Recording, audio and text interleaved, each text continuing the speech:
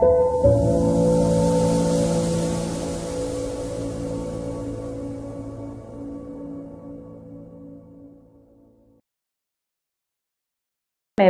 అంతా ఒకటే నెరేటివ్ అయిపోతుంది. ఆ దాంట్లో నుంచి చూడాల్సిన అనివార్యంగా నెట్టబడటం అనేది ఒకటి ఉంటుంది. ఇది అంటే ఒక రోజుతో అయిపోయేది కాదు, ఇప్పుడిప్పుడే అయిపోయేది కూడా కాదు. ఇది ఒక భావజాల సంఘర్షణ, తప్పనిసరిగా భావజాల సంఘర్షణ. కానీ ఇది కన్సర్టెడ్గా ఉండాలంటాను. అంటే దీన్ని వ్యతిరేకించడం మన బాధ్యత అనుకున్న శక్తులందరూ కూర్చొని మన వ్యక్తీకరణ ఇట్లా ఉండాలి, దీనికి పరిమితం కావాలి, ఈ విషయంలో తీవ్రంగా మాట్లాడాలి, ఈ విషయంలో ఇట్లా మాట్లాడాలి అనే విషయంలో ఒక అవగాహన, ఒక కామన్ పాయింట్ ఉండాలి. అయితే ఇక్కడ ఒక విషయం అంటే, ఇప్పుడు మీరు ఇందాక ఒక మాట అన్నారు, అంటే భారతదేశము ఒక లౌకికత్వంలోకి, అంటే స్వాతంత్రం వచ్చిన తర్వాత అన్ని మతాలతో సహజీవనం అనేది మార్గమే ఎంచుకుంది. చాలా క్లియర్గా, అంటే పాకిస్తాన్ ఒక ఇస్లామిక్ స్టేట్గా ఉంటే ఇక్కడ అట్లా తీసుకోలేదు, లౌకికత్వాన్ని తీసుకున్నారు. అంటే ఆన్ పేపర్ అంటే పైగా కాన్స్టిట్యూషనల్ నిర్మాణంలో జరిగినటువంటి చర్చలు జరిగితే కూడా ప్రతి దాని మీద చాలా విస్తృతమైనటువంటి ఒక చర్చ ప్రాసెసింగ్ జరిగింది. అది మనకు అర్థమవుతూ వస్తుంది. అంటే దాంట్లో ఏది బలంగా తీసుకున్నారు, మతతత్వం ఎట్లా ఉంది, అది వేరే విషయం. కానీ ఒక చర్చ అయితే జరిగింది అప్పుడు. కానీ ఆ చర్చని కింద వరకు తీసుకెళ్ళేటటువంటి వ్యవస్థలు సరిగ్గా పనిచేయలేదా, పనిచేయకపోవటం వలన ఇప్పుడు ఒక ఏకీకృతమైనటువంటి దాంట్లోకి వచ్చిందా? అంటే ఏదైనా భారతదేశమైనా తెలంగాణ అయినా దాన్ని సాధించే క్రమంలో అనేక విలువలు, అనేక ఆకాంక్షలు ఉంటాయి. ఆ ఆకాంక్షల ఆధారంగా విలువలు కూడా ఏర్పడతాయి. ఆ విలువలని నిలపడానికి ఇంకా ముందుకు తీసుకెళ్లే ప్రయత్నం, ఆ మెయిన్ ప్రధానమైన విజయం లభించిన తర్వాత అంత ఉండట్లేదు. ఉండాలి నిజానికి. తర్వాత కూడా విప్లవం తర్వాత కూడా విప్లవం జరగాలని అంటే ఎట్లా అంటామో, జాతీయోద్యమం తర్వాత కూడా ఆ జాతీయోద్యమ ఆకాంక్షలు నెరవేర్చే ప్రాసెస్ ముందుకెళ్ళాలి. సహజంగానే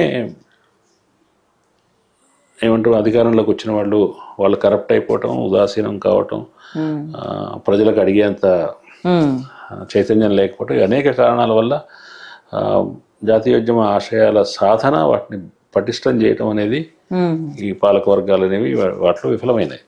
వాటిని అమలు చేయమని కోరటమే కదా తర్వాత వచ్చిన ఉద్యమాలన్నీ. 1973, 70s వచ్చిన, ఎర్లీ స్టేజ్లో వచ్చిన ప్రజాస్వామ్య ఉద్యమం ఏదైతే జయప్రకాష్ నారాయణ ఆధ్వర్యంలో వచ్చిందో, తర్వాత దేశవ్యాప్తంగా అనేక ప్రాంతాల్లో వచ్చిన, స్థానికంగా వచ్చిన తిరుగుబాట్లు కానివ్వండి, విప్లవోద్యమాలు కానీ, ఇవన్నీ కూడా జాతీయోద్యమ, స్థూలంగా చెప్పుకుంటే జాతీయోద్యమ ఆకాంక్షలను అమలు చేయటంలో ప్రభుత్వాలు, పాలక వర్గాలు వైఫల్యమైతే ఆ వైఫల్యాన్ని క్వశ్చన్ చేసి దాన్ని ఇంప్లిమెంట్ చేసే ప్రయత్నమే. అంతే కదా. తమ వైఫల్యాన్ని ఒప్పుకోలేక వైఫల్యం వల్ల వచ్చే పరిణామాలని వాళ్ళు అణచివేత ద్వారా కంట్రోల్ చేయాలని ప్రయత్నించారు. నిజానికి ఈ సాంస్కృతిక వ్యవహారాల్లో అందరూ కలిసి ఉండటాలనే విషయంలో టోకనైజేషను, ఒక మొక్కుబడితనము, ఒక యాంత్రికత వచ్చేసినాయి. ఏదో రంజాన్ టోపీ పెట్టేసుకోవడం, క్రిస్టియన్ని క్రిస్మస్ రోజున ఇంకోటి చేసుకోవడం, అది ఓటు బ్యాంక్ వ్యవహారంగా. నిజానికి 40s అంబేద్కర్ దాని గురించి మాట్లాడాడు. ఇది బుజ్జగింపు ధోరణి, అపీజ్మెంట్కి సెటిల్మెంట్కి ఉన్న తేడా గురించి చెప్పాడు ఆయన. మనం ఎవరైనా ఒక వర్గం వాళ్ళు తమకు రక్షణలు కావాలని, తమకు హక్కులను కాపాడాలని ఎవరిని అడిగితే వాళ్ళని అప్పీజ్ చేయడం కాదు మార్గం, వాళ్ళతో సెటిల్మెంట్ చేసుకోవాలి. సరే, నువ్వు వీడిని 10 అడుగుతున్నావు కదా, నేను 5 ఇస్తాను, నువ్వు 5కు సమాధాన పడు, ఇంకో 5 తర్వాత ఇస్తాను, ఇది అగ్రిమెంట్. అట్లా కాకుండా నువ్వేం చేస్తున్నావు, వాడికి నువ్వు ఇవ్వాల్సింది ఏమి ఇవ్వవు, వాడికి ఏదో ఉపశమనం కలిగించడానికి ఏదో తాయిలం లాంటిది వాడికి పెద్ద ప్రయోజనం లేని సదుపాయం ఏదో ఇస్తావు. వాడు దానికి ఎమోషనల్గా సాటిస్ఫై అవుతాడు, తనకు ఏదో న్యాయం జరిగింది అనుకుంటాడు. కానీ సమస్య అట్లాగే ఉండిపోతుంది. అపీజ్మెంట్ వల్ల సమస్య పరిష్కారం కాదు అని ఆయన చెప్పాడు. ఇవాళ వీళ్ళు విమర్శిస్తున్నారని కాదు, కానీ కాంగ్రెస్ ఇతర మత్స్యవాద పార్టీలన్నీ కూడా సెక్యులరిజం అనే దాన్ని అర్థం చేసుకోవడంలో చాలా ఫెయిల్ అయ్యాయి.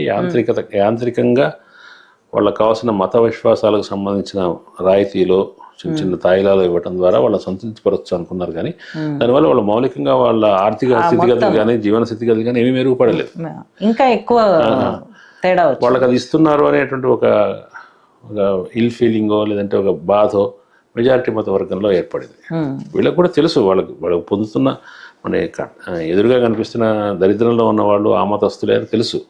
కానీ వాళ్ళు ప్రభుత్వం వాళ్ళకి ఏదో ఒరగబెడుతుంది అని ఇప్పుడు అదే కదా, వాళ్ళు 15% ఉన్న మైనారిటీ ప్రజలు 85% ప్రజలకు ముప్పుగా తయారయ్యారు అనేది నమ్ముతున్నారంటే 80% జనం. అది సరే ఒప్పించడంలో వాళ్ళ తెలివితేటలు పక్కన పెడితే దానికి ఆస్కారంగా బలహీనమైన ఆలంబనలు కూడా ఇంతకాలం పాలించిన ప్రభుత్వాలు ఇచ్చినాయి.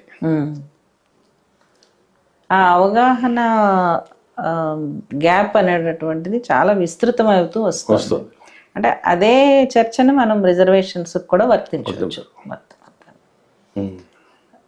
అంటే రిజర్వేషన్స్లో రాజకీయ రిజర్వేషన్లు కానీ ఉద్యోగ రిజర్వేషన్లు కానీ దాంట్లో ఒక సాధికారత ఫిజికల్ భౌతికమైన లాభం ఉంది. ఒకటి ప్రయోజనం ముస్లింలకు ప్రయోగించే ప్రయోజనాల్లో వాళ్ళ జీవిత స్థితిగతులను మెరుగుపరిచేవేమీ లేవు. సామాజిక ఒకటి మాత్రమే ముస్లిం రిజర్వేషన్లో వచ్చింది కదా కొంతమందికి, దానివల్ల వచ్చినవి మాత్రం అది లిటిగేషన్ లో పడిపోయింది. వీళ్ళంతా చేస్తుందండి హజ్ యాత్రకు సబ్సిడీలు ఇవ్వటం, రంజాన్ రోజున విందులు ఇవ్వటం, ఇటువంటివి చేస్తున్నారు కదా. వాళ్ళకి దానివల్ల భౌతికంగా వాళ్ళ జీవన స్థితిగతుల్లో ఏం మార్పు వస్తుంది? అన్లెస్ వెనుకబాటుతనం అనే దాన్ని అట్లా కేటగిరైజ్ చేస్తే, అంటే అణగారిన వర్గాలు వాళ్ళ కులాలైనా మతాలైనా వాళ్ళలో వెనుకబాటుతనానికి దోహదం చేస్తున్నది వాళ్ళ జీవన స్థితిగతులు అనుకుంటే, ఆ జీవన స్థితిగతులను మెరుగుపరచడం అనేది వాళ్ళ చైతన్యాన్ని, వాళ్ళ ఆలోచన పద్ధతిని, వాళ్ళ సమాజంలో మెలిగే తీరును కూడా ప్రభావితం చేస్తుంది కదా. వాళ్ళు ఎందుకు ముస్లింలు కొన్ని చోట్ల అగ్రెసివ్గా ఉంటారని ప్రశ్న వేస్తారు. అగ్రెసివ్గా ఎందుకు ఉంటారంటే అక్కడ వాడి అభద్రతా స్థాయి అట్లా ఉంది. ఈ వ్యవస్థలో చుట్టూ ఈ పరిసరాల్లో తనకు న్యాయం కలుగుతుంది, నేను వేరే రకంగా ఉంటే నేను ఫలితం వస్తుందని నమ్మకం ఉంటే వాళ్ళు అంత అగ్రెసివ్గా ఉండరేమో. కాబట్టి నాట్ ఓన్లీ ఫర్ ముస్లిమ్స్, ఎవరికైనా అందరూ అణగారిన వారు. అమెరికాలో బ్లాక్స్ ఎందుకు నేరాలు చేస్తారంటే అది బ్లాక్స్ తప్పు కాదు, ఆ పరిస్థితులు. నువ్వు దాన్ని అడ్రస్ చేయాలంటే ఏం చేయాలి? వాళ్ళకు ఒక ఏమంటాం బెటర్ ట్రీట్మెంట్ ఇవ్వాలి.